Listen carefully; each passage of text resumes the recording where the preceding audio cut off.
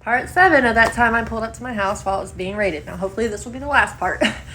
Now, as I was saying, I ended up getting off on the felony child neglect because I never left my kid home alone, and the body cam footage proved that.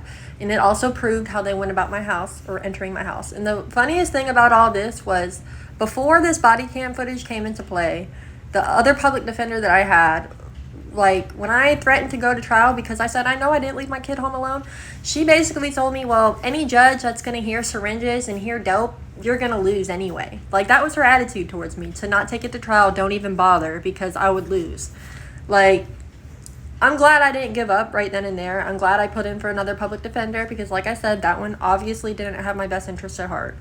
When I got a new public defender, like, he was actually really cool. He's seen that I changed, and he's seen that I was sober and, was trying and was doing everything my probation asked me to do at the time. So basically what happened was it went from felony child neglect, and after that came, the body cam footage came into play, and seeing that my kid wasn't left home alone and how they entered my house illegally. So then all of a sudden, they didn't want to go to trial anymore, and they didn't want to fight me anymore. It turned into, okay, do 1 year of felony probation, and then if you complete it successfully, then your charges on your record is contributing to the delinquency of a minor, which is a misdemeanor.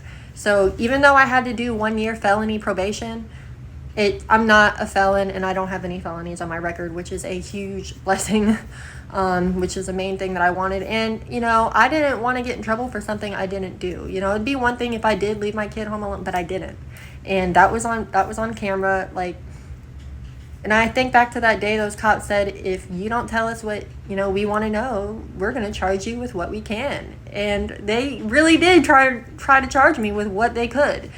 And it was dirty as hell. Luckily, I ended up getting my crap together after I got my heart infection. And, after all that, I ended up beating this case, and I stayed sober, and I've been sober since, and I've had my son back. My son stayed with his dad because after I got out of the hospital, my fiancé passed away. So then I had to find a new place to live and continue to get my life together. But I have my son back. No DCF involved at all because, basically everything that happened threw out the whole reason for them ever needing to be there in the first place. So it's a crazy story. To this day, I still don't believe how it all went down. It's crazy how it did, but it was a blessing in disguise. And anyone has any questions,